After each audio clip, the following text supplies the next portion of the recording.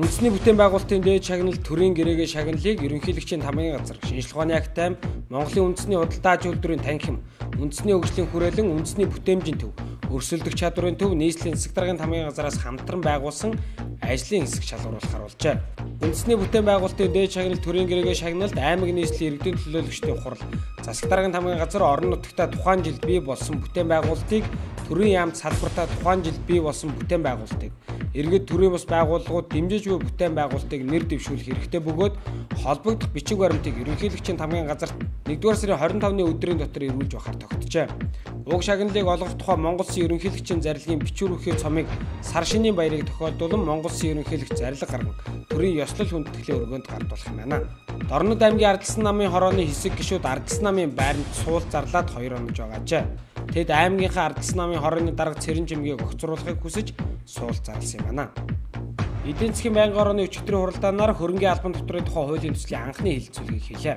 Засгийн газраас өнгөрсөн оны сүүлээр өргөн мэдүүлсэн уг хуулийн төслийн агуулга нь эргэн аж ахуйн нэгжийн үйл хөдлөх хөрөнгө, буу, мал, автотεύр болон өөрийн өгч хэрэгслийн албан татварыг нэгдсэн байдлаар зохицуулахад оршиж байгаа юм а. Хуулийн төслийг боловсруулах асуудал нь аль 2012 оноос эхэлсэн хэлэлцэх цаг хугацаанд ингэж таарч байгаа гишүүд онцолсон. Гэхдээ эдийн засаг хямарч ард иргэдийн худалдаа авах чадвар бодит орлого буурсан үед татвар нэмэх нь оновчтой биш гэж байнгын орооны зарим гишүүд үзсэн юм а. Гал үндэстэн холбооноос ноён уул Улаанбаатар сумын талаар өчигдөр хэвлэлийн баг хурал хэлээ. Хэвлэлийн баг хурал гал үндэстэн холбооны гүйцэтгэх захирал Хундаганай, гал үндэстэн холбооны удирдах зөвлөлийн гишүүн Инхбаяр, Баатар Уяг нарын бусад хүмүүс оролцсон юм а. Сэлэнг аймгийн Мандал сумд орших ноён уул нь хүннүгүй үеийн хаадан шарил ба үнэт өв хөрөнгө ихээр хадгалах төвхөн газарлаа. Гэтэл ноён уулын хүндэд алт олборлох лиценз олгогдоод байгаажээ. Дорногов аймгийн Улаанбаатар сумын хувьд Францын Areva Group-ийн охин компани Cogeco ураны олборлолт хайгуул хийгээд 2 жил болж байна. Үүний уршгаар байгаль орчин мал амьтан хүн амд баггүй хохирол учирсан гэж хэвлэлийн баг хуралд оролцохсод онцоллоо. Нийслэлийн зорчигч тээврийн нэгтгэл олон нийтийн өмчт аж ахуйн төлөвлөгөөт үйлдвэрийн газрын ажилчид цалин хөлс нийгмийн хамгааллын асуудлаа шийдвэрлэх зорилгоор өнөөдөр жигсаал цуглаан хийх харуулжээ.